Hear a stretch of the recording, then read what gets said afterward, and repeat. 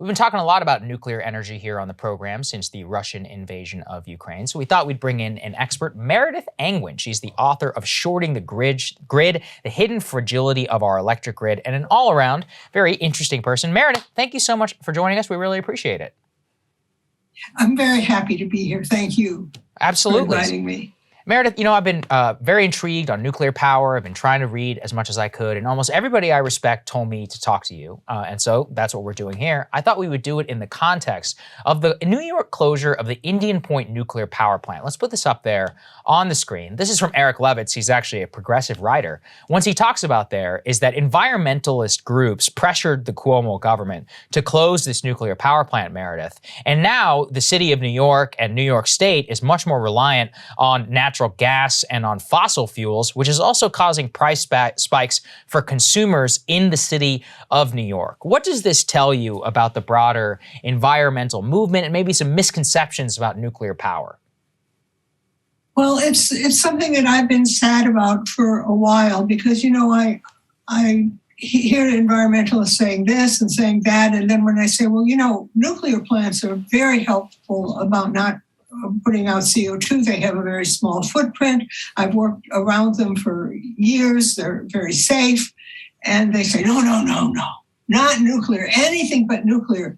And I'm like, wait a minute, anything but nuclear, global warming, but not nuclear? But that seems to be, it has made me sad many times. I fought very hard to keep the Vermont Yankee plant going. I led demonstrations and letter campaigns and so forth. And sure enough, when the Vermont Yankee plant closed, we had a spike in emissions because no matter what people say, it gets substituted by fossil fuels. Of course, you have a different situation here where you're hoping to have it substituted by hydropower from Quebec. But if it's substituted by something in the neighborhood, it's going to be fossil fuels. Mm-hmm. Can you speak to some of those concerns? Because I think there are a lot of well-meaning people who, want to be part of a solution to the climate crisis, but who are very worried about, incidents like Chernobyl have been sort of like seared into their brain. And in fact, what's going on in Ukraine right now is reminding people of some of those fears they have about the dangers of nuclear power. Could you just speak to those concerns? Well, Chernobyl was a power plant built in the Soviet era. It was built for dual purposes. It was built to make weapon-grade plutonium, and it was built to make power.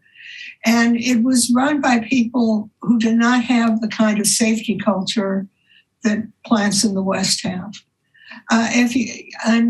So Chernobyl was a big problem. I mean, it's actually the only nuclear plant, commercial one, that ever killed anybody. I mean, people say, 3 Mile Island. Well, there was a release of some radiation, which quickly dissipated, which gave people in the area like less than a X-ray's worth.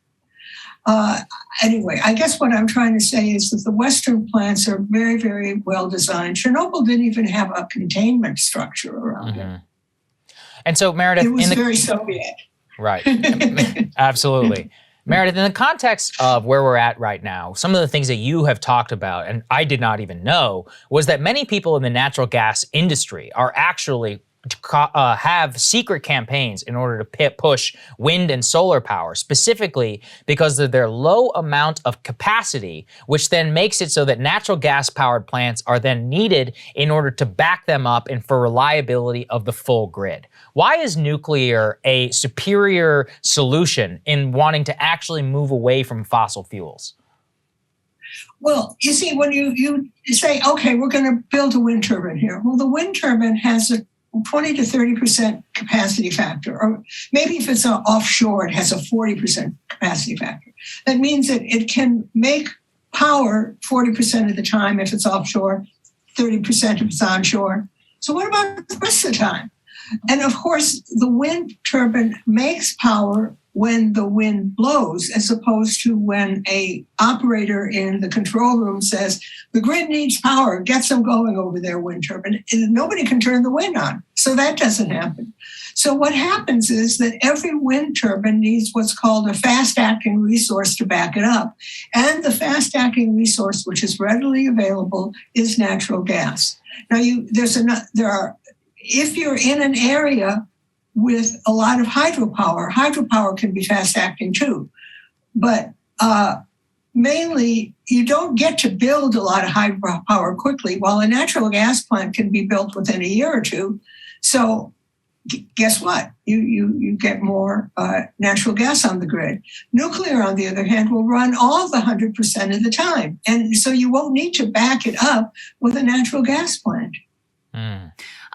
Obviously, any solution to the climate crisis is going to have to be global. And with that in mind, are there concerns about allowing peaceful development of nuclear energy around the globe, leading potentially to the proliferation of nuclear weapons?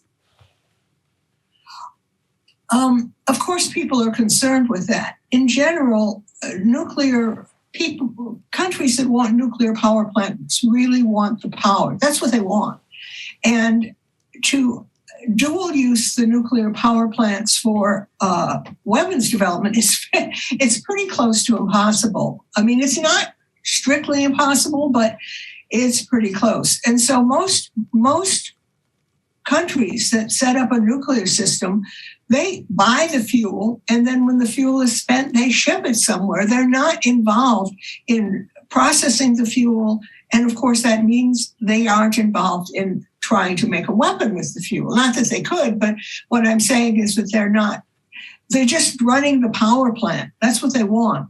And let's look at an example, okay? North Korea, South Korea. South Korea has a lot of nuclear power plants and no nuclear weapons. North Korea, unfortunately, has a lot of nuclear weapons and doesn't care much about its people. So it doesn't have a steady grid and it doesn't have nuclear power plants. Meredith, what about cost? Some of the things that I've seen in terms of the critics of nuclear power who will at least acknowledge it as a CO2 solution are saying it's outrageously and too expensive. Vis-a-vis solar and wind and nuclear, why is nuclear a superior solution? Nuclear is a superior solution because we control it, because we can, we build it, we can turn it on, we can turn it off. Solar panels, a nuclear plant can last 40 years, maybe 60 years. They're getting license extensions to 60 years. It has to have a big inspection and a lot of work done on it at 40 years. But what I'm saying is they last a long time. Wind turbines, people are claiming they're lasting 25 years, but I don't know. So if you begin looking at the wind turbine only makes power 30% of the time and only lasts 25 years, and you begin putting that into the mix, then the nuclear doesn't look so expensive. That said, for a long time, the West wasn't building nuclear. And because the West wasn't building nuclear, we lost the knacks for it. We lost the supply chains, the skilled workers and so forth. And so all of a sudden we're building nuclear, and from the point of view of the planning and the building, it's like a first of a kind. Even if we built a whole bunch of nuclear in the 80s, it's first of a kind when we're building it in 2000. And because they're not the same workers.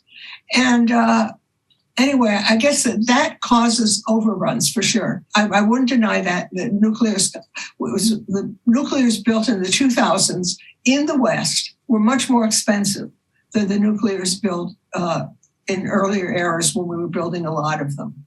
Got it. And what about nuclear waste? Because that's another concern that I've heard from people about nuclear power, is that we still don't have a strategy or a way to really deal with or dispose of nuclear waste. I'm afraid I comment this from a point of view of a chemist. I've worked with a lot of dangerous stuff in my time. And so the idea that nuclear waste is somehow extraordinarily dangerous. I mean, I acknowledge that people are fearful. I do not mean to downgrade that, but coming at it from a chemist, I'm like, are you kidding? I mean, look at it. Look at it this way. Nuclear waste, what they call nuclear waste, is spent nuclear fuel. It is a ceramic. It is put into a cask which shields it from the outside, and it stays there. If I told you that there's something really dangerous, my process makes something really dangerous, and you're in charge of it, and I can give it to you as a liquid, I can give it to you as a gas, I can give it to you as a slurry, or I can give it to you as ceramic. What do you want? Mm-hmm. You want the ceramic, of course. Right. And there's all kinds of processes making all kinds of stuff. Anyway, I guess my feeling is it is just not a huge problem. One other thing is, compared to the amount of power that a nuclear plant puts out, the amount of waste is very small. Let me give you a personal kind of example of that. Our local nuclear plant, Vermont Yankee, refueled every 18 months. The fuel was delivered in a single or sometimes two semis. And that fuel would become eventually nuclear waste. One or two semis would. Meanwhile, we had a coal plant, Merrimack Station, which I also visited with the group. I led a group to visit different kinds of plants. And it made less power than Vermont Yankee, and it needed 40 coal cars of coal each day to make that power. And of course, the ash from that coal was, 10% of it? So that's 4 coal cars of ash a day. I mean, what I'm trying to say is the amount of waste in nuclear is so small. And I mean, coal ash has been such a problem area. I mean, they put it in ponds and keep it wet. And sometimes they're able to recycle it. Good if they can do that. But meanwhile, you understand that it contains zinc, it contains cadmium, it contains lead, it contains uranium. I mean, it contains everything that came along with the coal. And so I guess the thing is that I understand that people are fearful of it because they're not used to the idea of something like uranium. They're just like, we don't use uranium. I use acids and bases and stuff in cooking in vinegar. I mean, I use pretty heavy duty cleaning solutions on occasion, but at home I don't use uranium, so I have no experience with it.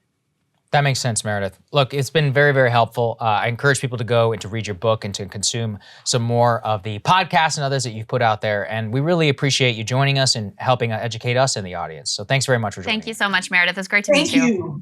Our pleasure. Thank you, Meredith.